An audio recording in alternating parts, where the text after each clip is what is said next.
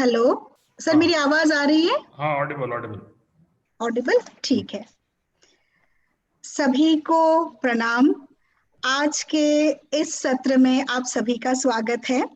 आज हमारे बीच एक बहुत बड़े आचार्य, दर्शन शास्त्र के आचार्य उपस्थित है और ये हम सभी का परम सौभाग्य है कि आज इस पटल पर सर हमसे जुड़े हैं। सर, मैं औपचारिक रूप से आपका सभी प्रतिभागियों की तरफ से यहाँ पर अभिनंदन करती हूँ, आपका स्वागत करती हूँ। और आप किसी परिचय के तो मोहताज नहीं हैं। आपका इतना लंबा सफर रहा है, आपका अनुभव, आपका ज्ञान अपने आप में अपरिमित है। मगर फिर भी आपका एक संक्षिप्त परिचय मैं अपने प्रतिभागियों को देना चाहती हूँ। कम से कम वो अपने इस रिसोर्स पर्सन के बारे में जरा सा जान ले, जिनसे आज वो 1 घंटे तक लगातार सुनेंगे और आपके ज्ञान सागर से कुछ बूंद हमें प्राप्त होंगे। तो प्रिय प्रतिभागीगण, आपके समक्ष मैं हमारे जो आज के रिसोर्स पर्सन हैं, हमारे जो वक्ता है, उनका परिचय प्रस्तुत करने जा रही हूँ। प्रोफेसर अंबिका दत्त शर्मा जी। इनका जन्म 1960 काशी की पांडित्य परंपरा और आचार्य कुल में दीक्षित हमारे सर जो हैं वो एक बहुत बड़े दर्शन शास्त्री हैं। आपने 1985 में दर्शन शास्त्र में एमए किया है तथा 1988 में आपने पीएचडी किया है। काशी हिंदू विश्वविद्यालय से आपकी पीएचडी हुई है तथा 1995 में बौद्ध दर्शनाचार्य की उपाधि इन्हें संपूर्णानंद संस्कृत विश्वविद्यालय वाराणसी से प्राप्त हुआ है। आप भारतीय तत्व विद्या, प्रमाण शास्त्र, भाषा दर्शन एवं साभ्यतिक अध्ययन से के दीक्षित और शिक्षित परिपृष्ठधर्मी अध्येता है।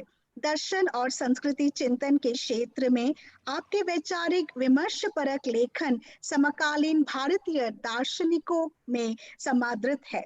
आपके द्वारा लिखित एवं संपादित ग्रंथों में स्वातंत्र्योत्तर दार्शनिक प्रकरण सीरीज के अंतर्गत समेकित दार्शनिक विमर्श, समेकित अद्वैत विमर्श आदि बहुत सारे ग्रंथ हैं।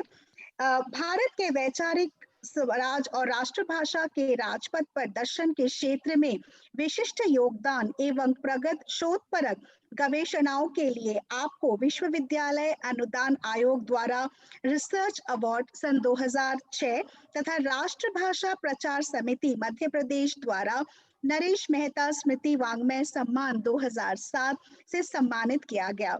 भारतीय दार्शनिक अनुसंधान परिषद नई दिल्ली ने वर्ष 2018-19 और भारतीय उच्च अध्ययन संस्थान शिमला ने वर्ष 2019 में आपको विजिटिंग प्रोफेसर नामित कर आपकी अध्येत्रता को समादृत किया है।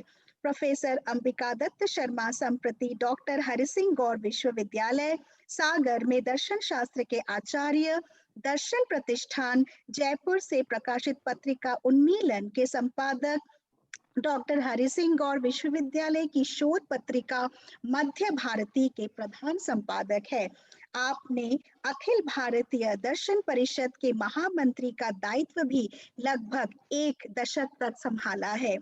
आप अपने वैचारिक एवं अकादमिक भूमिका के साथ ही विश्वविद्यालय के विभिन्न प्रशासनिक दायित्वों जैसे दर्शन शास्त्र के विभागाध्यक्ष, chairman council of hostel wardens, chief proctor, director समन्वयक, IQAC विद्या परिषद के सदस्य, अधिष्ठाता छात्र कल्याण एवं कई राष्ट्रीय समितियों के सदस्य इत्यादि का सफलता पूर्वक निर्वाह किया है और कर रहे हैं। ऐसे महागुण, सर्वगुण संपन्न मैं कह सकती हूँ, महान प्रतिभाशाली आचार्य आज हमारे बीच उपस्थित हैं। सर, ये मंच आपका है। हम भी उत्सुकता से इंतजार कर रहे हैं कि हम आपको सुने। आप कृपया अपना वक्तव्य हमारे सामने प्रस्तुत करें। आपका बहुत बहुत बहुत बहुत धन्यवाद। एक मुझे बस sir, sorry sir, sir 1 minute में समय लूंगा, एक सूचना देनी है। सॉरी सर, मैं बीच बीच में डिस्टर्ब कर रहा हूँ। कल जो हमारे साथ professor PC Tandon ji class लेने वाले थे, वे आज ही लेंगे इस लेक्चर के बाद। तो जो हमें शोध पत्र पढ़ना है वो हम कल कर लेंगे। तो तो अगला लेक्चर सर के बाद जो हम 3:45-4 बजे शुरू करेंगे वो प्रोफेसर पीसी टंडन जी का होगा। तो एक परिवर्तन था, क्योंकि सर को कल काम है कहीं, तो उन्होंने कहा कि आज मैं उपलब्ध हूँ, तो हम वो चेंज कर लिया हमने। सॉरी सर, मैंने बीच में डिस्टर्ब किया सर, हमने सर, सॉरी सर।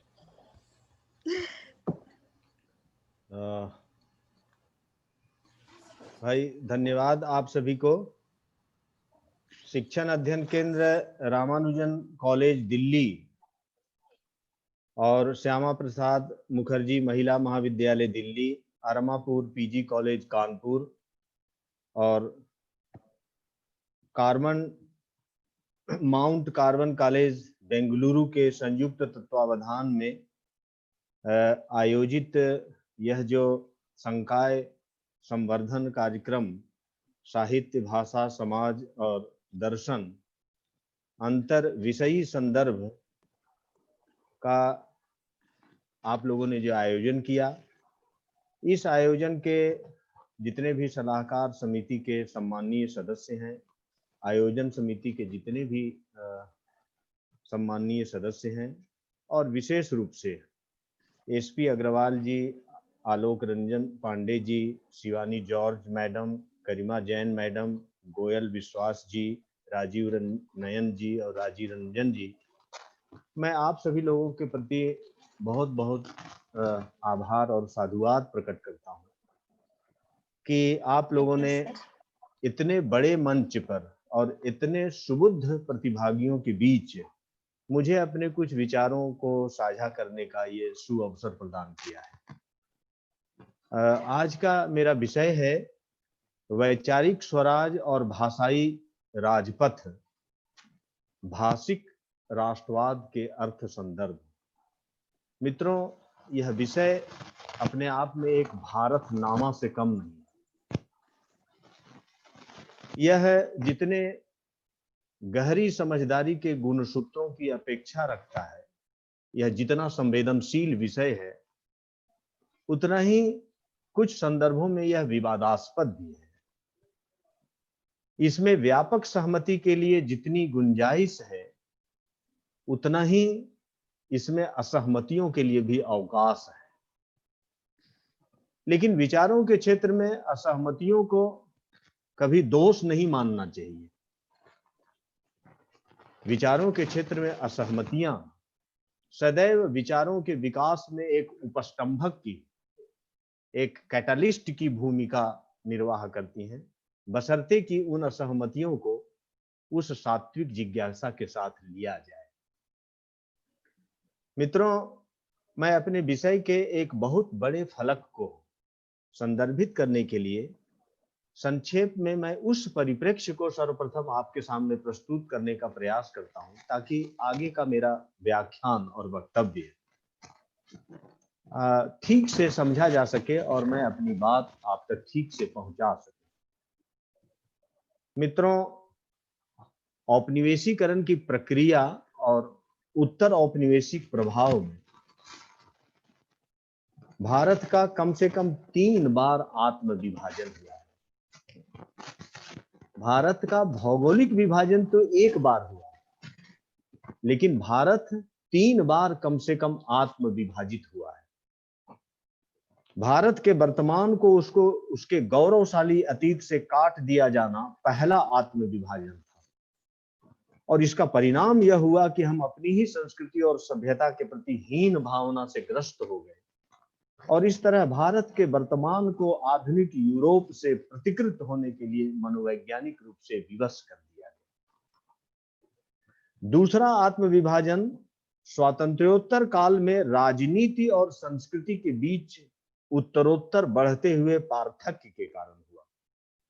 इसके चलते मित्रों, वह भारत जो एकात्मक गुण सूत्रों वाला सांस्कृतिक राष्ट्र था, औपनिवेशिक प्राधिकरण से मुक्त होकर भी संस्कृति विहीन एक राजनीतिक राष्ट्र राज्य में रूपांतरित होकर रह गया। भारत का तीसरा आत्म विभाजन जो सर्वाधिक महत्वपूर्ण और गहरा है, वह भाषाई आधार पर हुआ है। इस देश में अंग्रेजी ने राष्ट्रीयता की भाषा की पदवी को अख्तियार कर लिया। Language of nationism not nationalism, language of nationism. अंग्रेजी ने इस देश में राष्ट्रीयता की भाषा की पदवी को अख्तियार कर लिया और भारत की बहुविध भाषाएं इस अंग्रेजी के प्रभाव में उपराष्ट्रीयता की भाषाएं बनकर रह गई, सब लैंग्वेज ऑफ सब नेशनलिटी। और इस तरह भाषा के आधार पर राष्ट्रीयता और उपराष्ट्रीयताओं में विभाजित भारत से राष्ट्रीयता विलुप्त कर दी गई।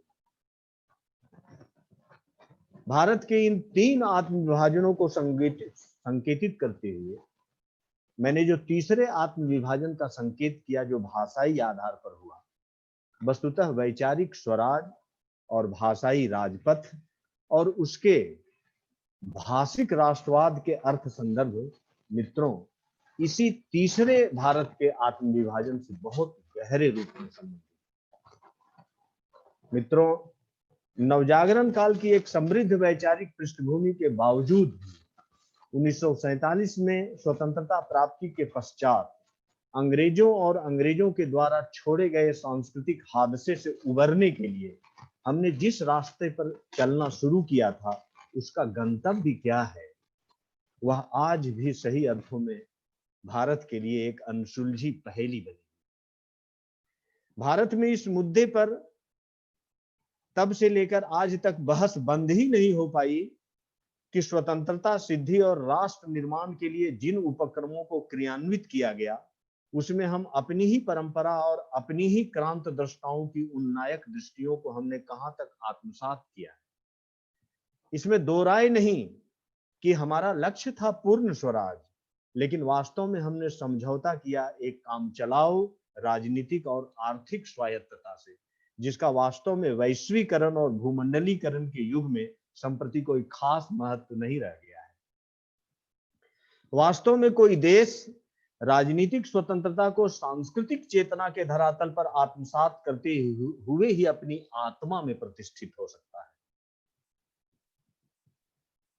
जहां तक भारत का प्रश्न है, तो कहा जा सकता है मित्रों कि भारत एक राजनीतिक राष्ट्र राज्य की अस्मिता प्राप्त कर भी स्वतंत्र भारत का सत्व वास्तव में उसके सांस्कृतिक राष्ट्र होने में निहित है। राजनीतिक राष्ट्र राज्य जब सांस्कृतिक राष्ट्र पर हावी होता है, तो राजनीतिक स्वतंत्रता कभी भी आत्मलाभ में रूपांतरित नहीं हो पाती है। यदि भारत के विषय में मित्रों हमारी यह बात सही है, तो स्वातंत्रोत्तर भारत के इतिहास को राजनीति और संस्कृति के पार्थक्य में पलते हुए एक आत्म विभाजनकारी गंभीर खतरे के रूप में देखा जा सकता है। ऐसा भी नहीं कि हमारे प्रथम प्रधानमंत्री इस खतरे से सर्वथा अनभिज्ञ थे। स्वतंत्रता प्राप्ति के 1.5 दशक बाद पंडित नेहरू ने अपनी मंशा को जाहिर करते हुए कहा था कि हम लोग न केवल जनतांत्रिक तरीके से देश के औद्योगिकीकरण में लगे हैं, बल्कि भारतीय दर्शन और भारतीय जीवन विद्या की मौलिकता का संरक्षण भी करना चाहते हैं। मित्रों, नेहरू जी का यह वक्तव्य अपने कथ्य और अभिप्राय की संपादनात्मकता में किए जा रहे और करना चाहते हैं के भेद के साथ वस्तुतः आगे की संपूर्ण कथा को अप्रकट रूप से प्रकट ही कर देता है। आश्चर्य होता है कि भारत की खोज और विश्व इतिहास की झलक जैसी महान पुस्तकों के प्रणेता पंडित नेहरू को क्या यह पता नहीं था कि यूरोपीय सभ्यता आधुनिकता के नाम पर एक बलियसी विश्व सभ्यता का रूप धारण कर चुकी है और शेष विश्व की सभ्यता और संस्कृतियों के गतिशील जीवन को उनके घर में ही निस्तेज और अप्रासंगिक बनाती जा रही है। अपनी चौहद्दी बताने के लिए दोनों पंखों अर्थात विज्ञान और तकनीक को आताल पाताल तक फैला दिया है। ऐसी स्थिति में ऐतिहासिक चक्रव्यूह रचा जा रहा हो, तो स्वातंत्रोत्तर भारत के निर्माण की कोई भी योजना उसके अतीत के गौरव और परंपरा के प्राक्तन प्रत्ययों से काट कर क्या बनाई जा सकती थी?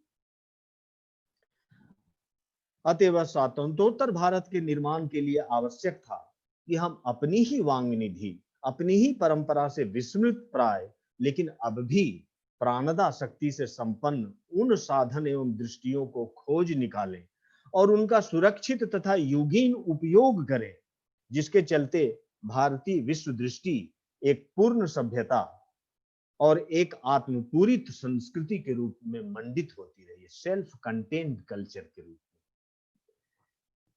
यह बात सही है कि पश्चिम का मानना है कि प्रगति उसी की परिभाषा से परिभाषित होती है और विकास की चरम अवस्था को उसी के बताए मार्ग पर चलकर प्राप्त किया जा सकता है। और यह प्रगति की यह सार्वभौमिक परिभाषा वास्तव में आधुनिकता के द्वारा उत्पन्न की गई जो कैच 22 सिचुएशन है, उसके चलते यह पूरी दुनिया इस बात को मानने लगी। और यह बात कुछ हद तक सही भी है कि पश्चिमी ज्ञान विज्ञान ने मानव जीवन के नए नए भौतिक और मनोवैज्ञानिक आयामों को उभारा है, प्रकृति को विदोहित कर अधिकाधिक उपभोग्य एवं उपयोगी बनाया है, परंतु उसमें मूलगामिता का अभाव शुरू से ही रहा है। यही कारण है कि आज भी देह वासना की संपूर्ति को निःश्रेयस समझने वाली पश्चिमी दृष्टि से यह प्रश्न समुचित उत्तर की अपेक्षा रखता है कि उसने मानव के अंतरतम में निहित अभिप्साओं के साथ क्या न्याय किया है। मनुष्य केवल देह नहीं अपितु आत्मन भी है, अतः विकास को आत्मलाभ में भी रूपांतरित किया जाना चाहिए। और विकास को आत्मलाभ में रूपांतरित किया जाना मित्रों तब संभव होता है जब यह धर्म, परंपरा एवं संस्कृति से अनुप्राणित उपभोग और उत्पादन की प्रवृत्ति का विधिवत इसमें सहारा लिया जाता है। विकास का कोई ऐसा वस्तुनिष्ठ रूप नहीं जो सार्वभौमिक हो, तब भी पश्चिमी दृष्टि चाहे जैसी भी हो, उसने अपनी ख्याति को पूरी दुनिया में के कोने कतरे तक अपने को विस्तृत कर लिया है और उसकी प्रतिष्ठा आज भारत के लिए ही नहीं बल्कि अन्य सभ्यता और संस्कृतियों के लिए भी एक मध्यवर्ती सत्य के रूप में या एक अस्थायी अतिथि के रूप में उसे हम स्वीकार करने के लिए विवश हो गए। इसलिए आज पश्चिमी दृष्टि और पश्चिमी ज्ञान परंपरा को पूरी तरह से नकारने की जरूरत नहीं है, बल्कि उसे अपनी शर्तों पर सजगता के साथ उसे आत्मसात करने की जरूरत है। साथ ही साथ भारतीय संस्कृति के वैचारिक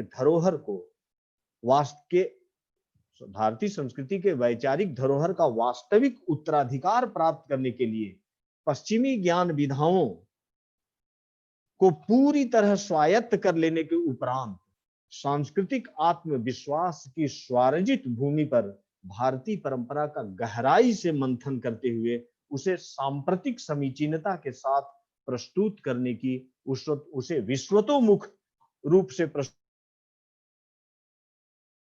मैं स्मरण कराना चाहूंगा आपको महर्षि अरविंद का यह वाक्य कि उन्होंने चेताया था कि भारतवर्ष अपने सच्चे स्वरूप में स्थित रहकर और अपने स्वधर्म का पालन करके ही सर्वोत्तम विकास और मानवता की सच्ची सेवा कर सकता है।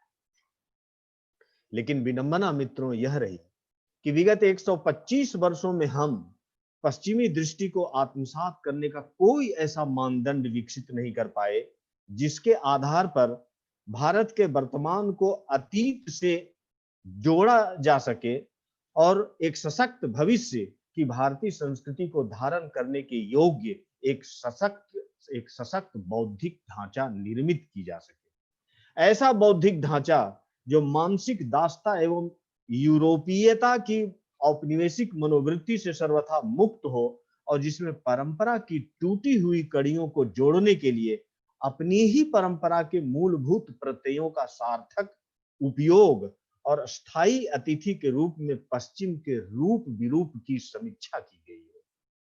हम ऐसा मित्रों नहीं कर पाए, इसके पीछे अनेक कारण बताए जा सकते हैं और वैसे ही अनेक अपहितियां भी गिनाई जा सकती हैं, परंतु इसका एक महत्वपूर्ण कारण यह रहा कि हमने वैचारिक स्वराज की सिद्धि के लिए उस राजपथ को नहीं अपनाया जिस पर चलकर ही वास्तव में वैचारिक स्वराज की प्रतिष्ठा हो सकती थी। वह राजपथ था भाषिक स्वराज, और उस पर चलने का स्वातंत्र जो अपने आप में इतना महत्वपूर्ण है कि इसे पूर्ण स्वराज के एक आवश्यक अंग के रूप में भाषिकीय स्वराज से अभिहित किया जाना उचित है। यहां हम भाषिकीय स्वराज के मर्म और उसके मूलगामी निहितार्थ को उद्घाटित करने के लिए आपके समक्ष दो रोचक प्रसंगों को रखना चाहेंगे। इन दो रोचक प्रसंगों को वास्तव में बहुत ही प्रसिद्ध चिंतक नुंगी वा थ्योंगो ने जेल से लिखे गए अपने एक पत्र में उद्धृत किया था। इसमें पहला प्रसंग उस समय की है जब बलवंत गार्गी अंग्रेजी में कविताएं लिखना शुरू किए थे, और उन्हीं दिनों बांग्ला भाषा के महान कवि रविन्द्रनाथ टैगोर से वह मिलने गए। टैगोर ने इस युवा कवि की बड़ी गर्मजोशी से स्वागत किया, लेकिन उन्हें यह जानकर हैरानी हुई कि गार्गी अंग्रेजी में कविताएं लिखते हैं। तत्काल टैगोर ने उनसे पूछा कि तुम्हारी माँ किस और कौन सी भाषा बोलती है। ध्यान दीजिएगा आप, रविन्द्रनाथ टैगोर ने गार्गी से पूछा कि तुम्हारी माँ किस और कौन सी भाषा बोलती है। गार्गी ने जवाब दिया पंजाबी।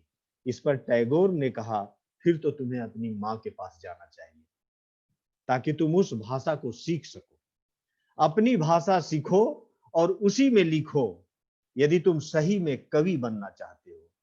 यदि ऐसा नहीं करते हो तो स्पेनिश, चीनी, जर्मन किसी भी भाषा में लिखो, इससे कोई फर्क नहीं पड़ता, क्योंकि उस हालत में तुम भारतीय जनता के लिए अपना लेखन नहीं कर रहे हो। मित्रों, दूसरा प्रसंग एक भारतीय कैथोलिक पादरी का है। इन दिनों वह पादरी रोम में अध्ययन कर रहा था। एक दिन उस पादरी का परिचय पोप से एक विख्यात भाषाविद के रूप में बड़ी गर्मजोशी के साथ कराया गया। इस पादरी को अनेक भाषाएं और पश्चिमी यूरोप की लगभग सभी भाषाएं आती थी। एक दो मृत भाषाओं का भी वह अच्छा जानकार था, लेकिन इन बातों से पोप पर कुछ खास असर नहीं हुआ। पोप ने पादरी से पूछा, क्या तुम अपनी मातृभाषा जानते हो? पादरी ने कहा, नहीं, थोड़ा झेपते हुए। यह सुनते हुए पोप ने झट से टिप्पणी की कि फिर तुम कोई भाषा नहीं जानते।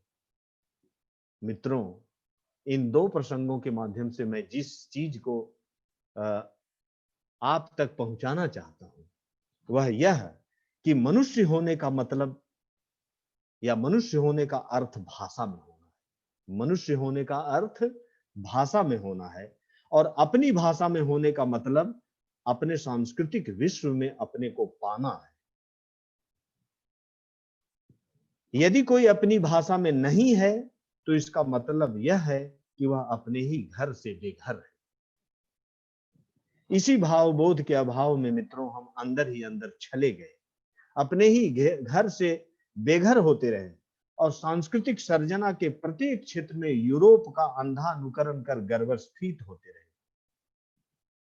क्या आप देखते होंगे कि क्या शंकर की तुलना हेगल एवं ब्रैडले से, नागार्जुन की तुलना कांट और यहां तक कि देरिदा से, कालिदास की तुलना शेक्सपियर से, और उससे भी आगे पश्चिम में जब जब और जिन जिन ज्ञान विधाओं का फैशन रहा, उन की पूरे भारतीय वांग्मय में सतही अनुरूपता खोजना क्या हमारी अजीबो गरीब औपनिवेशिक मनोवृत्ति को नहीं दर्शाता है? मित्रों, हमें यह नहीं भूलना चाहिए कि प्रत्येक राष्ट्र की अपनी चिति और अपना एक अलग ही विश्व होता है। प्रत्येक राष्ट्र की अपनी ही एक चिति और अपना ही एक अलग विश्व होता है, और वह विश्व सत्ता उस राष्ट्र की संस्कृति और संस्कारों के भाषा सदन में निवास करती है। अतः भाषा जो हम सोच रहे होते हैं उसे ही व्यक्त करने का तटस्थ माध्यम मात्र नहीं, बल्कि साथ ही साथ परंपरा क्रम में जो सोचा जा चुका है उससे युगनद्ध भी होती है। यही कारण है कि परंपरा के जमे हुए प्राक्तन पद चिन्ह भाषा में पूरी तरह कभी नहीं मिटते। उसमें एक जाति के सांस्कृतिक बिंब, उसकी ऐतिहासिक स्मृतियां और पारंपरिक संस्कारों के मूल स्वर सदैव अनुगुंजित होते रहते हैं। आखिरकार भाषाएं होती तो हैं एक अलग प्रकार के विश्व की परिचायिका और उस विश्व सत्ता का निकेतन। भवभूति ने काव्यादर्श के मंगलाचरण में इस बात को बड़ी मार्मिक तरीके से संकेतित यह कहते हुए कहा है कि वंदे महीचताम वाचम मृताम आत्मनः कलाम। भाषा को आत्मा की एक कला के रूप में भवभूति ने अभिहित किया है।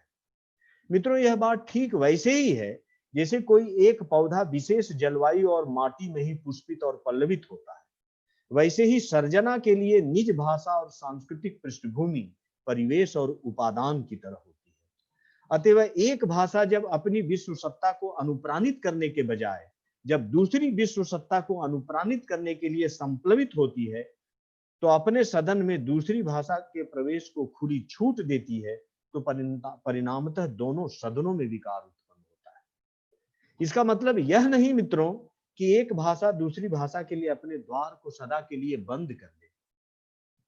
हमारे कहने का मित्रों तात्पर्य केवल इतना ही है कि अंग्रेजी भाषा और पश्चिमी साहित्य तथा संस्कृति का प्रभाव हमारी सृजनात्मकता को समृद्ध एवं व्यापक बनाने में उसी सीमा तक उपयोगी हो सकते हैं जिस सीमा तक हमारी भाषा और साहित्य अपने परंपरागत स्रोतों से प्रेरणा और शक्ति अर्जित करती है। यदि हमारी भाषा और हमारा साहित्य अपनी परंपरा से कटकर प्रेरणाओं को आयातित कर अपने को रचने लगे, तो यह विकार नहीं तो क्या संस्कार कहा जाएगा। यह विकार आप देख सकते हैं कि सांप्रतिक भारतीय चिंतन के सभी क्षेत्रों में कितना गहरा गया है। इससे बचने का सर्वाधिक सुरक्षित मार्ग था भाषिक राजपथ पर शुरू से ही चलना, अर्थात हिंदी जो भारत की समग्र अस्मिता की भाषा है, उसे क्रियात्मक संकल्प के साथ चरितार्थ करना। स्वयं हिंदी के लिए भी इस प्रकार के वैचारिक स्वराज सिद्धि की राजपथ की महिमा से मंडित होने के लिए आवश्यक था कि वह 3 सहस्त्र वर्षों से संचित अपने यहाँ की दार्शनिक, आध्यात्मिक, सांस्कृतिक शब्द राशि का अद्यतन चेतना के स्तर पर सत्कार करे और लगभग 3 शताब्दियों से टूटी हुई भाषिक परंपरा से फिर जुड़े और उसे आत्मसात कर अपनी आत्मा को समझने में सक्षम बने। यद्यपि यह कोई आसान कार्य नहीं, तथापि एक ऐतिहासिक द्विधारी प्रक्रिया से यह संभव हो सकती है, अर्थात एक और भाषा के समृद्धिकरण की निर्माण प्रक्रिया, अर्थात हिंदी के समृद्धिकरण की निर्माण प्रक्रिया, और दूसरी ओर विसर्जन की प्रक्रिया। भाषा निर्माण की प्रक्रिया से मित्रों हमारा तात्पर्य हिंदी के अर्थवती होने से है, जो विचार के स्तर पर संपूर्ण भारतीय वांग्मय से जुड़ने से ही संभव। हम आपको याद दिलाना चाहेंगे कि हजारी प्रसाद द्विवेदी ने बहुत संवेदनशील शब्दों में अनेक में एक की अद्भुत भारतीय भाषाई परंपरा को रेखांकित करते हुए कहा था कि हमारे देश ने हजारों वर्ष पहले भाषा की समस्या हल कर दी थी। हिमालय से सेतुबंध तक सारे भारत में धर्म, दर्शन, विज्ञान, चिकित्सा आदि विषयों की भाषा कुछ 100 वर्ष पहले तक एक ही रही। यह भाषा संस्कृत रही है। भारतवर्ष का जो कुछ श्रेष्ठ है, जो कुछ उत्तम है, वह इस भाषा के भंडार में संचित किया हुआ है। जितनी दूर तक इतिहास हमें पीछे की ओर ले जा सकता है, उतनी दूर तक इस भाषा के सिवाय हमारा दूसरा कोई सहारा दिखाई नहीं देता। पुनः आचार्य जी ने आगे कहा है कि मैं नहीं जानता कि संसार के किसी दूसरे देश में इतने काल तक और इतनी दूरी तक व्याप्त, इतने उत्तम मस्तिष्क में विचरण करने वाली कोई भाषा थी भी या नहीं। मित्रों, हिंदी भाषा के निर्माण प्रक्रिया और उसके अर्थवती होने का तात्पर्य यही है कि वह उस सामर्थ्य को अर्जित करे जो कभी इस देश में संस्कृत को प्राप्त थी। हिंदी में इस देश की वैसी ही उदारवाणी की संभावना को देखते हुए स्वनाम महिम वासुदेव शरण अग्रवाल ने उचित ही हिंदी से एक अपेक्षा की थी, और वह कहते हैं कि हिंदी इस देश के अधिकांश देशवासियों की मातृभाषा है और संख्या में अन्य सब प्रांतीय भाषाओं से ऊपर है। इसके अतिरिक्त उत्तर भारत की जो भाषा परंपरा है, संस्कृत, सौरसेनी, प्राकृत और सौरसेनी अथवा नागर अपभ्रंश का जो साहित्यिक और सांस्कृतिक उत्तराधिकार है, उसमें आगे की कड़ी हिंदी भाषा ही है। आप ध्यान दीजिएगा इस बात पर, उसमें आगे की कड़ी हिंदी भाषा ही है। एक और संस्कृत और दूसरी ओर अरबी फारसी की शब्दावली में बहुत बड़ा भंडार हिंदी को, शब्द भंडार हिंदी को मिला है। इस धन से हिंदी को अपना काम चलाना है और उसमें बढ़ती भी करनी है। हिंदी को अपने लिए 4 खूंट की जागीरी की स्थिति को प्राप्त करनी है। हिंदी के लिए सब द्वार खुले हैं। हिंदी को प्रत्येक भाषा के साथ अपनेपन का नाता जोड़ना है। हिंदी भाषा अपने चारों ओर सीमा की रेखाएं खींचकर नहीं बैठ सकती। उसे अपने भंडार को प्रत्येक प्रांतीय साहित्य और भाषा से भरना होगा। मैं समझता हूं कि हिंदी के निर्माण प्रक्रिया का जो तात्पर्य हम आप तक पहुंचाना चाहते थे, वह वासुदेव शरण अग्रवाल की इन पंक्तियों से बेहतर ढंग से संप्रेषित संभवतः नहीं किया जा सकता है। मित्रों, दूसरी ओर हिंदी भाषा के विसर्जन प्रक्रिया से हमारा तात्पर्य चेतना के धरातल पर हिंदी भाषा में विकार उत्पन्न करने वाली गैर भाषाई परंपरा की विचार कोटियों एवं पश्चिमी अनुभवों से अंतराहित संस्कारों के विसर्जन से। यह एक तरह से भाषा के निर्मलीकरण और पवित्रीकरण की प्रक्रिया है वैचारिक रूप में।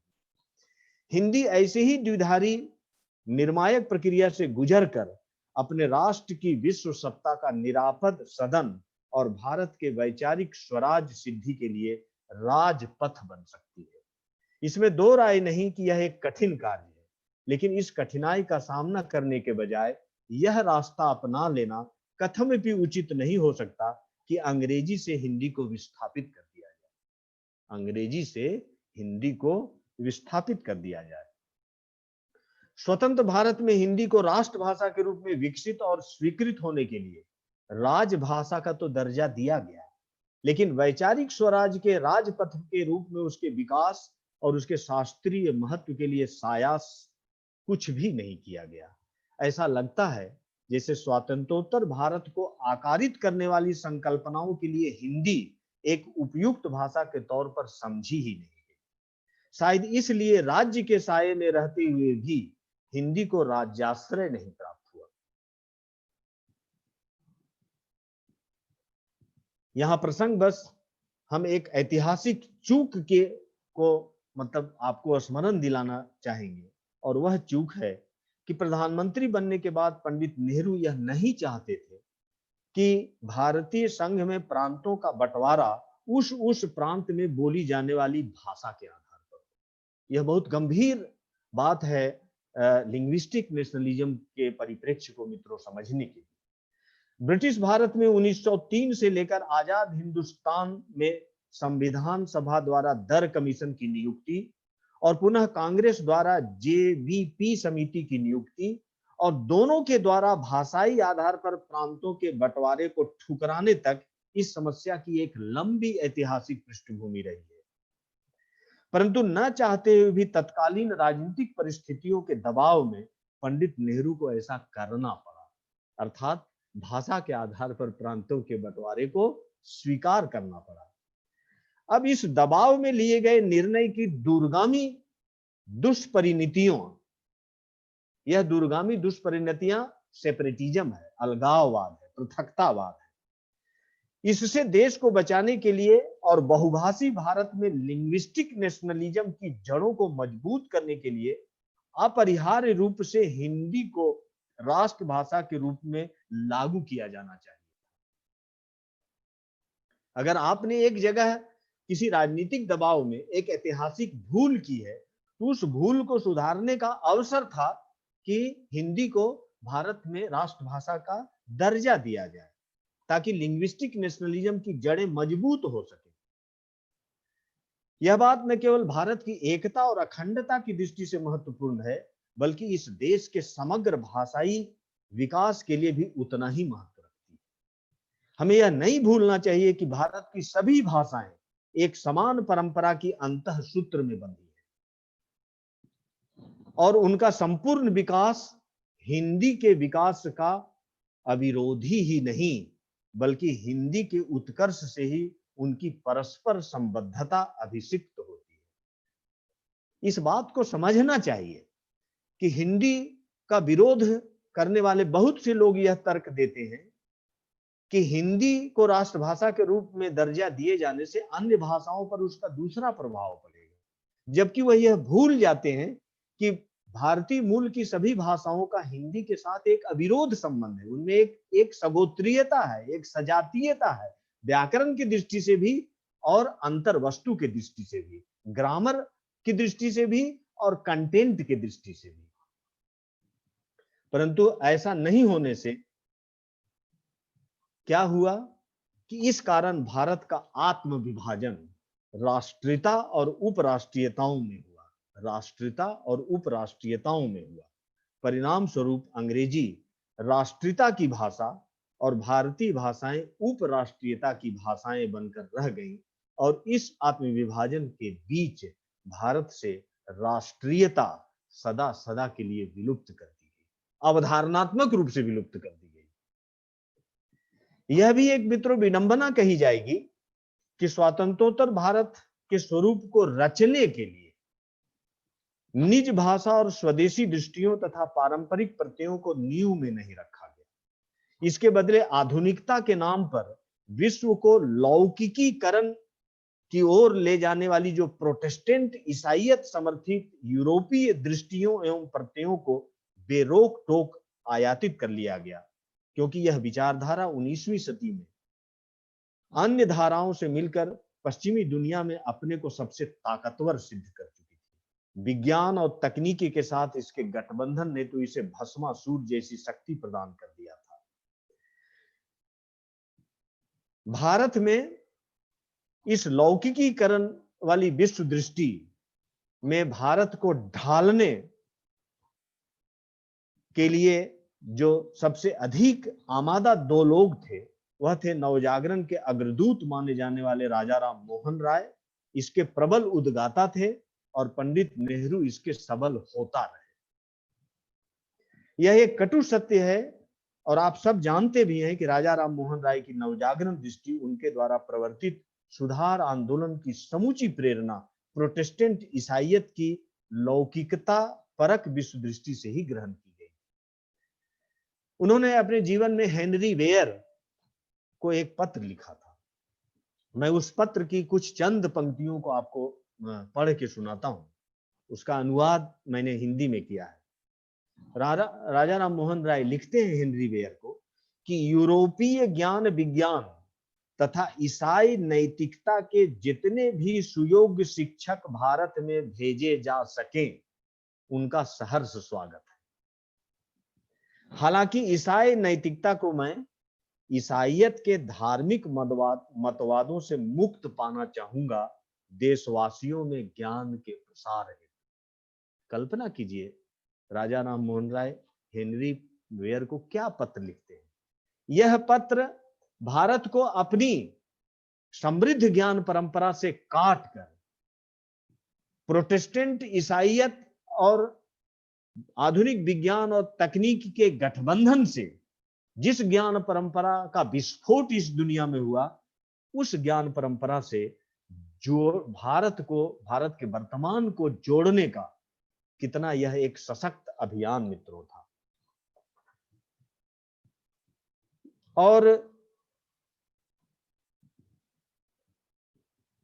और यह भी हमें ध्यान रखना चाहिए कि एक और तो हमारे नवजागरण कालीन कुछ पुरोधाओं की ऐसी दृष्टि थी, और दूसरी तरफ आप देखें तो पुनर्जागरण कालीन अधिकांश मनुष्यों की दृष्टि जो थी वह आधुनिकता की विरोधी दृष्टि भी थी, और जिसके सबसे प्रबल या कहिए कि दुनिया में अकेले खड़े व्यक्ति हमारे महात्मा गांधी थे। क्योंकि ऐसे सभी लोगों की जो दृष्टि थी वह पश्चिमी सभ्यता की कटु आलोचना पर आधारित दृष्टि थी, और सही अर्थों में उसे आधुनिकता का स्वदेशी संस्करण भी कहा जा सकता था। भाषा के संबंध में बहुत सारे मनीषियों की सोच बुनियादी थी। इस बुनियादी पर हिंदी को राष्ट्रभाषा के रूप में प्रतिष्ठित करने के पीछे विशेष रूप से गांधी जी का तात्पर्य भारत को उसकी आत्मा में प्रतिष्ठित करने से था, भारत को उसकी आत्मा में प्रतिष्ठित करने का था। मैंने इससे पहले एक वाक्य बोला था जो अज्ञेय का था, जो उन्होंने कहा था कि हिंदी भारत की समग्र अस्मिता की भाषा है, और महात्मा गांधी कह रहे हैं कि भारत में हिंदी को राष्ट्रभाषा के रूप में प्रतिष्ठित करना भारत को उसकी आत्मा में प्रतिष्ठित करने जैसा है। उन्होंने तो यहां तक कहा था कि अगर मेरे हाथों में तानाशाही सत्ता हो तो मैं आज ही विदेशी माध्यम से दी जाने वाली शिक्षा बंद कर। तानाशाही शब्द का प्रयोग महात्मा गांधी ने किया है। आजादी से पूर्व स्वतंत्र भारत में राष्ट्रभाषा के प्रश्न पर मित्रों बहुत विचार विमर्श हुए थे और हल्के फुल्के विवाद भी सामने आए थे, लेकिन अधिकांश की सहमति हिंदी से ही थी। हाँ, हिंदी के स्वरूप को लेकर, उसकी लिपि को लेकर गहरे मतभेद थे। गांधी जी इस मसले पर हिंदुस्तानी भाषा और नागरी लिपि का समर्थन करते थे, परंतु विभाजनोपरांत, आप इस बात को ध्यान में रखिए, गांधी की जो हिंदुस्तानी भाषा की संकल्पना थी वह अविभाजित भारत के राष्ट्रभाषा की संकल्पना थी। हमें इस अंतर को समझना चाहिए। लेकिन जब भारत विभाजित हो गया तो अब हिंदुस्तानी भाषा में हमें कुछ संशोधन करना पड़ेगा अपनी भाषीय नीति और अपने भाषीय स्वरूप में। परंतु इसलिए विभाजनोपरांत शेष भारत में हिंदी के किस स्वरूप को राष्ट्रभाषा के रूप में स्वीकार किया जाना चाहिए, इस प्रश्न पर मैं बहुत ही एक दुर्लभ बात, एक दुर्लभ टिप्पणी भारत रत्न डॉक्टर भगवान दास की वह टिप्पणी है जो मैं आपसे साझा करके मैं गौरवान्वित अपने को महसूस करूंगा। मैं अपने जीवन में डॉक्टर भगवान दास की एक छोटी सी पुस्तक दर्शन का प्रयोजन, यह पुस्तक मैं पढ़ रहा था। इस पुस्तक के 257 पृष्ठ भारत विभाजन से पूर्व लिखे गए थे और इस पुस्तक के 257 पृष्ठ के बाद के जो अध्याय हैं वह भारत के विभाजन के बाद लिखे गए थे। जब मैं उस पुस्तक को पढ़ रहा था तो उनके 257 पृष्ठ पर मुझे एक लंबी टिप्पणी, पाद टिप्पणी पढ़ने को मिली। वह पाद टिप्पणी बहुत ही क्रांतदर्शी और बहुत ही ऐतिहासिक है। भगवान दास की वह पाद टिप्पणी है कि पाठक सज्जनों को इस अध्याय की और पूर्वगत अध्यायों की भाषा में कुछ भेद प्रतीत होगा। अर्थात 257 पृष्ठ तक की भाषा हिंदुस्तानी भाषा थी और 257 पृष्ठ की भाषा के बाद की भाषा जो विभाजनोपरांत लिखी गई उसकी भाषा तत्सम हिंदी थी। तद्भव वाली हिंदी नहीं, तत्सम हिंदी। तो भारत रत्न भगवान दास पाद टिप्पणी लिखते हैं कि पाठक सज्जनों को इस अध्याय की और पूर्वगत अध्यायों की भाषा में कुछ भेद प्रतीत होगा। कारण यह है कि जब तक भारत देश अखंड था तब तक मेरा मत निश्चित था कि इसकी राष्ट्रभाषा हिंदी उर्दू मिश्रित हिंदुस्तानी होनी चाहिए, और ऐसा ही विचार महात्मा गांधी का भी था। क्या कहते हैं भारत रत्न भगवान दास कि जब तक यह देश अखंड था तब तक मेरा निश्चित मत था कि इसकी राष्ट्रभाषा हिंदी उर्दू मिश्रित हिंदुस्तानी ही होनी चाहिए।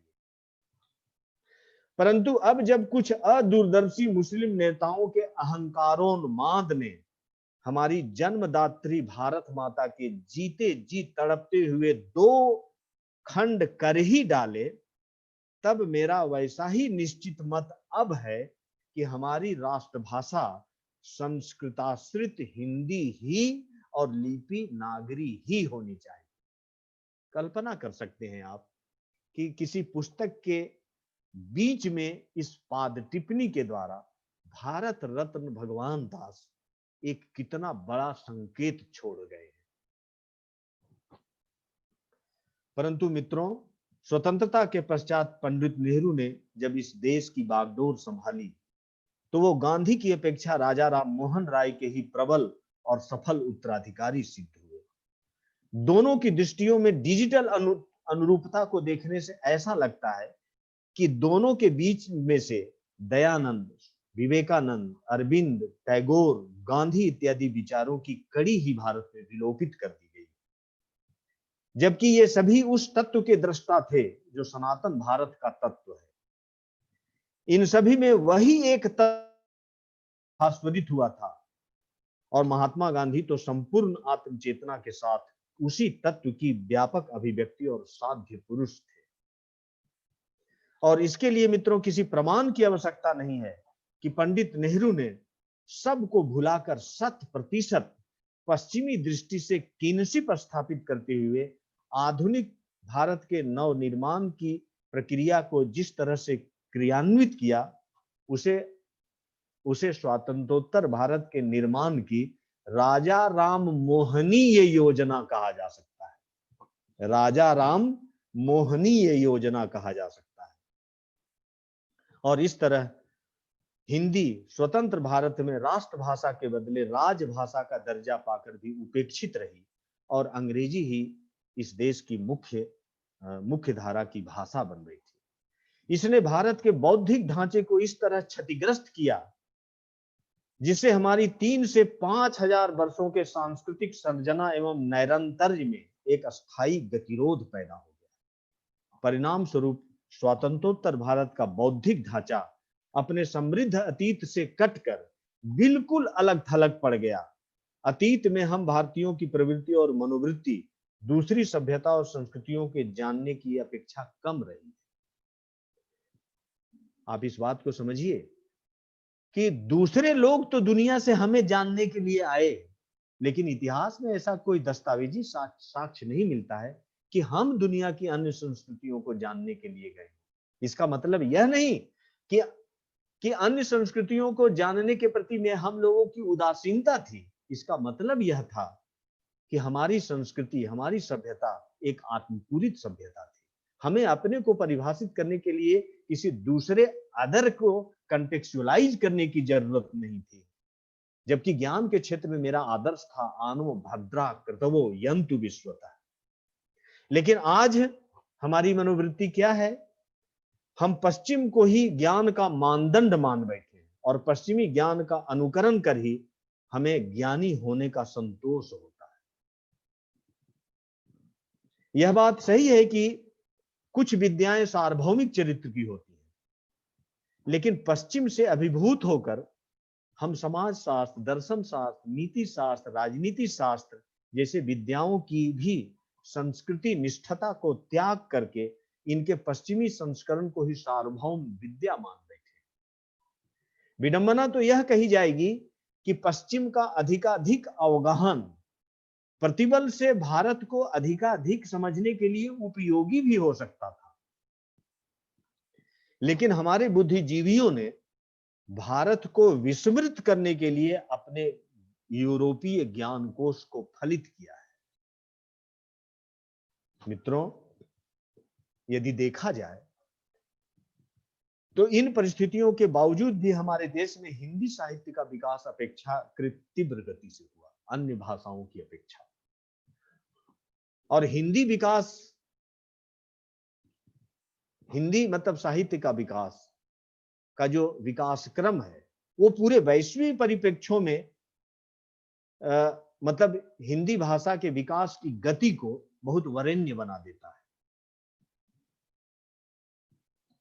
और वह भी हिंदी भाषा का विकास स्वायत्त पोषित रूप में हुआ, राज्याश्रय के माध्यम से नहीं हुआ।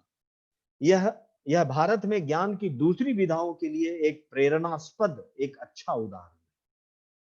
इसका एक कारण तो मित्रों यह रहा कि हिंदी सामाजिक सरोकार और संवेदनाओं तथा हमारे लोक जीवन में रची भसी भाषा थी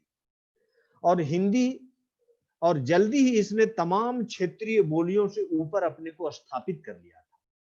इसका दूसरा एक कारण यह रहा कि पुनर्जागरण काल के कवियों एवं साहित्यकारों के रूप में इसे पूर्वजों की एक शुद्ध और संस्कृति निष्ठ विरासत मिली थी, जो अभी बहुत पुरानी नहीं थी।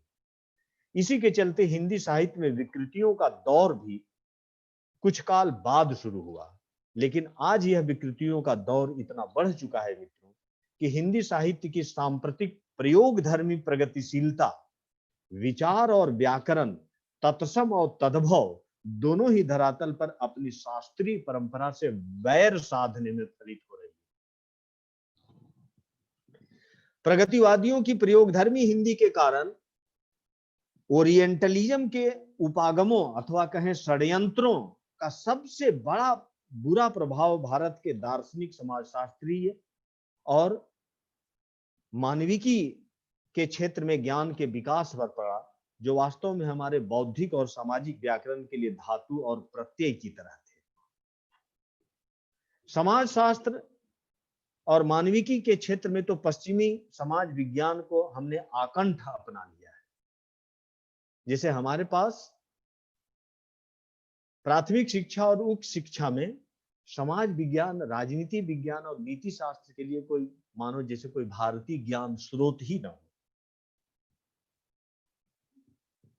हाँ, भारतीय समाजशास्त्री चिंतन के नाम पर हमें ओरिएंटलिस्ट षड्यंत्रों के तहत खोजे गए रंगभेद सरीखे अनेकों शगुफे और विष बीज पकड़ा दिए गए हैं, जो हमारे लोक जीवन की समरसता को आज पूरी तरह विषाक्त कर चुके हैं। हमारे समाज के एकीकृत ढांचे को इन विष बीजों ने फांक फांक कर दिया है।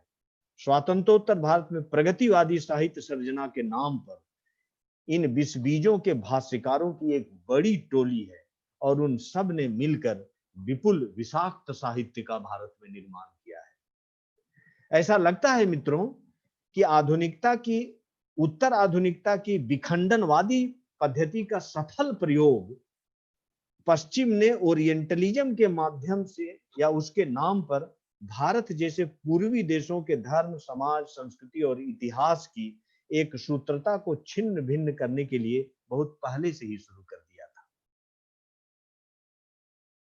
उत्तर आधुनिकता की विखंडनवादी पद्धति बाद में आई, लेकिन धर्म, परंपरा, संस्कृति को विखंडित करने की पूरी दुनिया में जो साजिश शुरू हुई वह तो ओरिएंटलिज्म के द्वारा शुरू हो गई थी। मित्रों, इसी के समानांतर एक दूसरी पश्चिमेतर विचारधारा है जो ओरिएंटलिज्म द्वारा खोजे गए विष बीजों को अपने पक्ष में उपयोग करते हुए भारतीयता के बौद्धिक ढांचे को बिल्कुल नए रूप में प्रस्तुत करता है और भारत के अंदर ही अपने समर्थकों की एक बहुत बड़ी तादाद में क्रांतिकारी दस्ते के साथ एक ताकत को पैदा किया है, और वह है वामपंथी विचारधारा। इसकी एक खतरनाक विशेषता यह है कि ओरिएंटलिज्म अपने पांव पसारने के लिए हिंदी को सदैव विस्थापित करता था। आप ध्यान रखिएगा इस बात को। ओरिएंटलिज्म भारत में अपने पांव पसारने के लिए हिंदी को सदैव विस्थापित करता था, लेकिन ये वामपंथ जो है इसने हिंदी भाषा का प्रयोग बाईपास के रूप में किया है। इस विचारधारा ने अपनी सशक्त बौद्धिक सेना के द्वारा भारत के वांग्मयी ताने बाने को छिन्न भिन्न और इतिहास बोध को विषाक्त करने की जो सम्मुख साधना की है, उसका प्रक्षालन उसे संशोधित कर नहीं, उसे मिटाकर ही किया जा सकता है। और अब तो मित्रों, ईसाई मिशनरियां भी अपने धर्म प्रचार के लिए इस तकनीक का सफल प्रयोग करना सीख चुकी है और अपने सैक्रेड सॉन्ग्स को वे भारत के आंचलिक लोक गीतों की पदावली में अनुवाद कर प्रार्थना सभाओं में श्रद्धा भक्ति के साथ गाते हैं। यह सब उनके द्वारा चलाए जा रहे लिंग्विस्टिक इनकल्चरेशन धार्मिक प्रसारवाद का एक बहुत बड़ा पश्चिमी अभियान है। मेरे पास समय नहीं है कि मैं इस अवधारणा पर विस्तार से प्रकाश डालूं। लिंग्विस्टिक इनकल्चरेशन, इसके तहत तो ईसाइयों ने इंडियन बाइबिल तक का निर्माण किया है। और ऐसे ही मित्रों, भारत में एक दक्षिण पंथी विचारधारा है जो इन सब के विरोध में खड़ी होती है। उसका भी भारतीयता के संबंध में एक विशेष प्रकार का दृष्टिकोण है जिसे सांस्कृतिक संरक्षणवादी कहा जा सकता है। मित्रों, पुरोगामी सांस्कृतिक प्रोग्रेसिव कल्चरल रिवाइवलिज्म सदैव स्वागत योग्य होता है, परंतु यह किसी भी तरीके से प्रतिगामी रुख रिग्रेसिव मोड प्रतिगामी रुख अख्तियार ना कर ले, इसके लिए बहुत सतर्कता की अपेक्षा होती है। यदि सांस्कृतिक पुनरुत्थान और संरक्षण के नाम पर अनावश्यक कट्टरता उपजती है तो उसे मित्रों कभी भी पुरस्कृत नहीं किया जा सकता, क्योंकि भारत के बौद्धिक ढांचे में कट्टरता के लिए कोई स्थान ही नहीं। भारतीय संस्कृति में कट्टरता एक मध्यवर्ग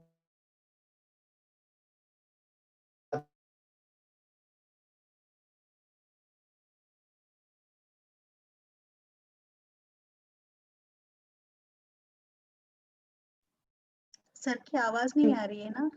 भाषा के संबंध में एक विशेष दृष्टिकोण है, और वह अंग्रेजी और अंग्रेजियत के पसरते पांव को विस्थापित करने के लिए भारत की विभिन्न बोलियों की पहचान मातृभाषा के रूप में करती है और उन्हें बढ़ावा देने पर बल देती है। इस भाषाई नीति का क्रियान्वयन यदि राष्ट्रभाषा हिंदी और लिपि देवनागरी को प्रतिमान बनाकर किया जाता, तभी लिंग्विस्टिक नेशनलिज्म के आदर्श को प्राप्त किया जा सकता है। अन्यथा आप यदि हिंदी भाषा को प्रतिमान बनाए बिना संस्कृत से लेके मलयालम तक की सभी भाषाओं की पहचान आप मातृभाषा में करेंगे और सबों को समान स्तर का मान लेंगे, तो प्रांतों का विभाजन जो भाषाई आधार पर हुआ था, जिसके चलते अंग्रेजों की साजिश थी कि भारत में उत्तरोत्तर सेपरेटिज्म बढ़ता रहेगा, वह उनकी ऐतिहासिक साजिश फिर हमारी इस भूल के द्वारा चरितार्थ होती रहेगी। तो इस भाषाई नीति का क्रियान्वयन यदि राष्ट्रभाषा हिंदी और लिपि देवनागरी को प्रतिमान बनाकर किया जाता है, तभी लिंग्विस्टिक नेशनलिज्म के आदर्श को प्राप्त किया जा सकता है।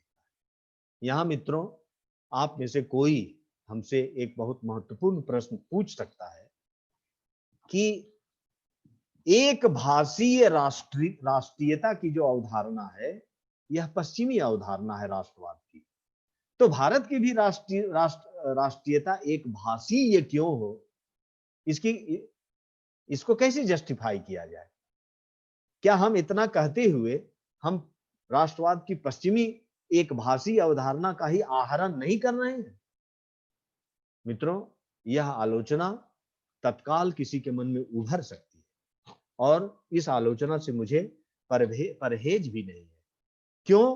क्योंकि हम जानते हैं कि भारत की भाषाई संस्कृति और चरित्र बहुभाषिक रहा। अथर्ववेद के पृथ्वी सूक्त में ही कहा गया, बहुधा विवाचसम नाना धर्मा नाम पृथ्वी यथौकसम, कि यह देश, यह पृथ्वी बहुत प्रकार के धर्म को और बहुत प्रकार के भाषा का व्यवहार करने वाले लोगों का है, इस पर निवास करते हैं।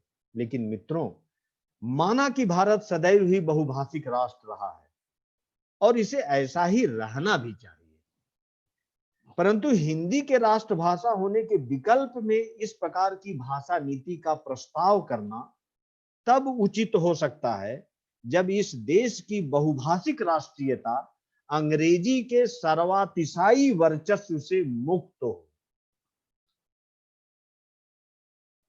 भारत की बहुभाषिक राष्ट्रीयता का मित्रों समर्थन तब किया जा सकता है जब इस देश की बहुभाषिक राष्ट्रीयता अंग्रेजी भाषा के सर्वातिशायी वर्चस्व से मुक्त हो। तो मित्रों, वास्तव में हमने जो विषय छेड़ा है, क्योंकि यह विषय बर्रइये के खोते से कम नहीं है, बहुत ही विवादास्पद, बहुत ही संवेदनशील और बहुत बड़ा फलक लिए हुए है। इसका भी निहितार्थ मित्रों केवल इतना है कि भारत का विऔपनिवेशीकरण, वैचारिक स्वराज, भाषाई राजपथ और भाषिक राष्ट्रवाद, ये इस सब के मिले जुले विमर्श का मित्रों निहितार्थ केवल इतना है कि अंग्रेजी भाषा, जिसे लिंगुआ फ्रांका कहने के बजाय अब यूरोपीय विद्वान लिंगुआ फ्रैंकेस्टाइना कहने लगे हैं, उसके उत्तर औपनिवेशिक साम्राज्य और सांस्कृतिक प्रभाव से भारत को मुक्त होना चाहिए। हमें यह नहीं समझना चाहिए कि अंग्रेजी ही भारत की भाषाई समस्या का समाधान है, जबकि बहुत लोग ऐसा समझते हैं कि भारत में जटिल भाषाई समस्या का समाधान अंग्रेजी ही है। मैं तो मित्रों यह कहना चाहता हूं कि भारत अंग्रेजी समस्या से पीड़ित है। ये भाषा, वैचारिक स्वराज और भाषिक राष्ट्रवाद और डीकॉलोनाइजेशन ऑफ माइंड की ये विमर्श को हम समझाने के लिए मेरे पास समय होता तो मैं एक दुनिया के बहुत प्रसिद्ध चिंतक मार्टिन हाइडेगर के जीवन के 2 प्रसंगों को मैं आपके सामने उद्धृत करता। लेकिन मित्रों, मैं इसको उद्धृत समय के अभाव में मैं नहीं कर पा रहा हूं। मैं केवल एक छोटा सा प्रसंग जीवन से ही संबंधित मैं संकेतित करना चाहूंगा। शायद मैं अपनी बात आप तक पहुंचा सकूं कि हाइडेगर के एक जर्मन मित्र ने, जो लाओत्से का अनुवाद जर्मन भाषा में कर रहे थे, तो अपने एक चीनी मित्र से हाइडेगर के मित्र ने पूछा कि मुझे समझ में नहीं आता। आप ध्यान दीजिएगा, बहुत छोटा सा प्रसंग है। हाइडेगर के एक जर्मन मित्र जो लाओत्से का अनुवाद जर्मन भाषा में कर रहे थे, अपने एक चीनी मित्र से पूछा, मुझे समझ में नहीं आता चीनी इस तरह क्यों बोलते हैं। चीनी विद्वान जो बैठा हुआ था उसने उत्तर दिया, आप ध्यान दीजिएगा इस पर, क्योंकि उस समय हम चीनी अरस्तु के लॉजिक को नहीं जानते थे। पूछा जा रहा है कि चीनी इस तरह क्यों बोलते हैं। उत्तर में क्या कहा जा रहा है? क्योंकि उस समय चीनी अरस्तु के लॉजिक को नहीं जानते थे। तीसरे आदमी के रूप में हाइडेगर वहां बैठे हुए थे। हाइडेगर ने कहा, धन्यवाद है भगवान का कि ये चीनी अरस्तु के लॉजिक से अपरिचित रहे। मित्रों, वस्तुतः इस छोटे से प्रसंग, मार्मिक प्रसंग से, जो औपनिवेशीकरण, वैचारिक स्वराज, भाषाई राजपथ और भाषिक राष्ट्रवाद के यह परस्पर गुथे हुए विमर्श का जो गूढ़ार्थ संकेतित होता है, वह मित्रों यही कि अनुभूति, अभिव्यक्ति और अवधारणीकरण का तारतम्य अलग अलग भाषाओं में अलग अलग तरह से विन्यस्त होता है।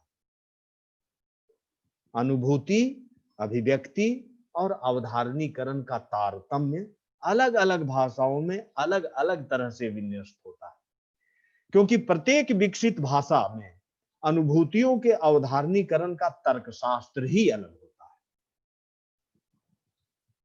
इसलिए भाषा में बोलना एक तरह से सुनना भी है।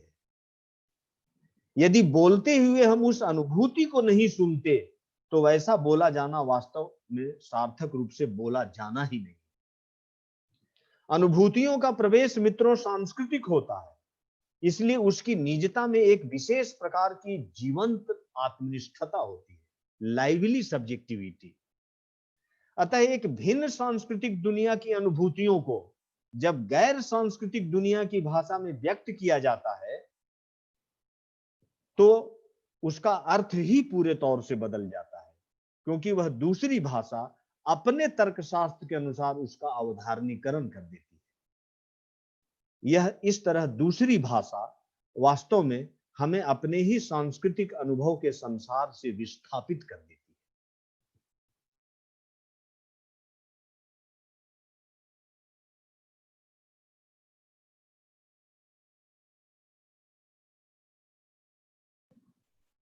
सर की आवाज नहीं आ रही विस्थापन के चलते आधुनिक भारतीय चिंतन से सृजनात्मकता और मौलिकता का लोप हो गया है।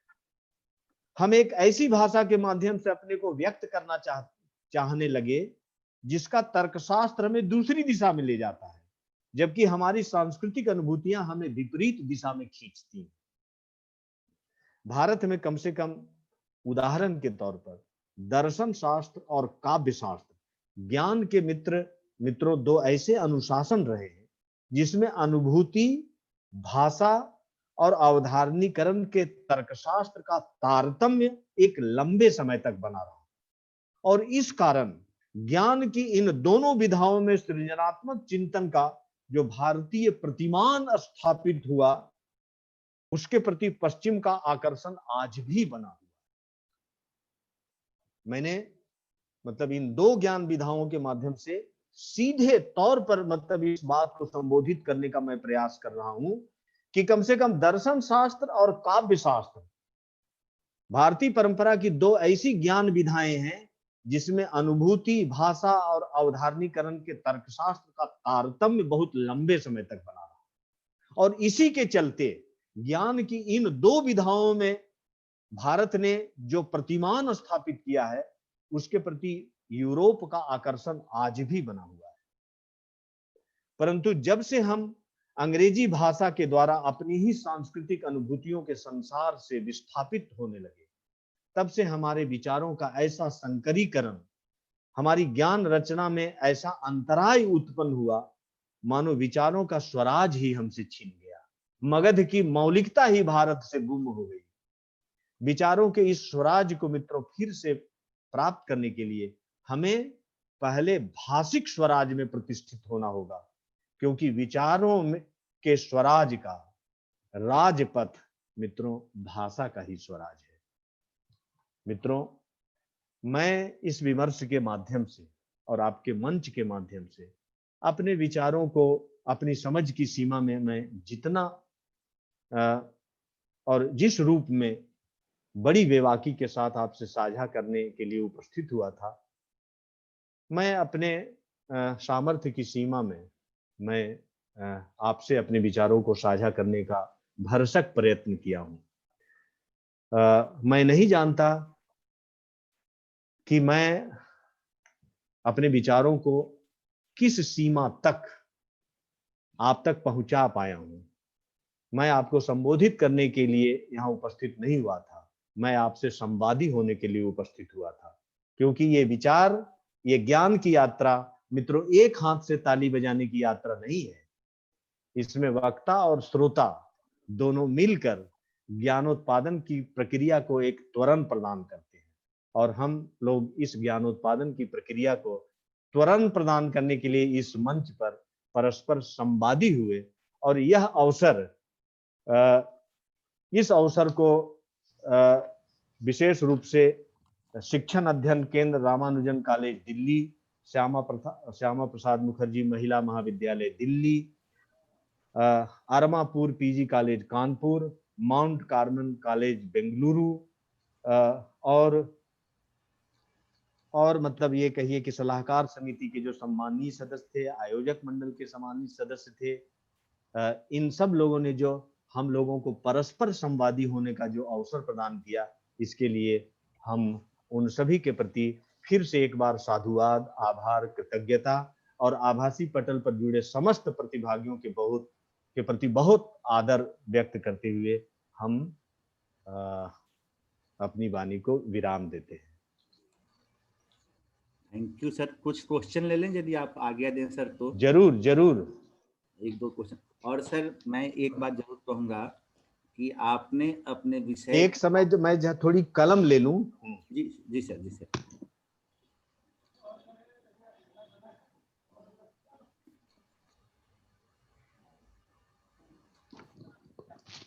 हाँ राजीव रंजन जी।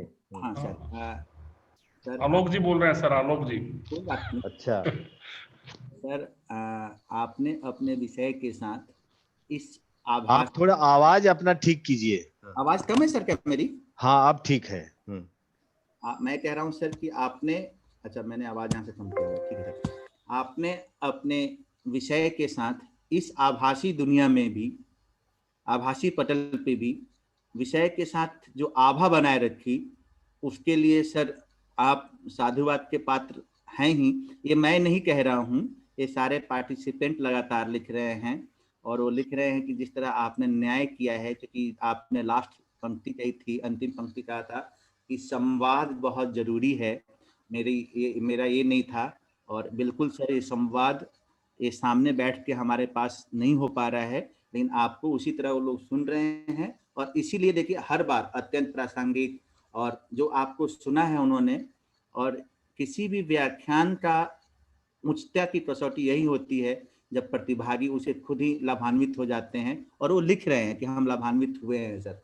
अब हम एक दो क्वेश्चन ले लें कोयल मैम, एक दो जी सर। आया हुआ है उसको हम ले लेते हैं। और सर आप दर्शन के आदमी हैं तो इसलिए मुझे लगता है कि आपने हर चीज को, चूंकि मैं भी लगातार सुन रहा था बैठ के, बड़ी गहनता से और सूक्ष्मता से हर बात को आपने रखी है।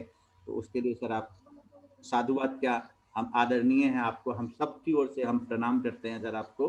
तो पहले क्वेश्चन ले लीजिए। जी सर। सर यहाँ डॉक्टर प्रचेतास यंग क्रिश्चियन महाविद्यालय इलाहाबाद विश्वविद्यालय के अंतर्गत सर पूछ रहे हैं, भवभूति ने भाषा को आत्मा की कला कहा है, सर संभव हो तो इसका संदर्भ बताइएगा। भवभूति जहाँ काव्यादर्श में जहाँ उन्होंने मंगलाचरण किया है, तो मंगलाचरण में ही यह पंक्ति है, वंदे महीचताम वाचम मृताम आत्मनः कलाम। मतलब वाग देवी की वो का मंगलाचरण कर रहे हैं।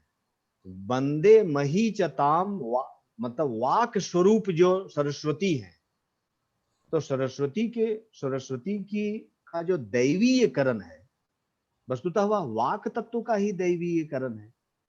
और वाक तत्व का मतलब हम लोग साधारण अर्थों में या गहरे अर्थों में भाषा से लेते हैं। तो वंदे महीचताम वाचम मृताम,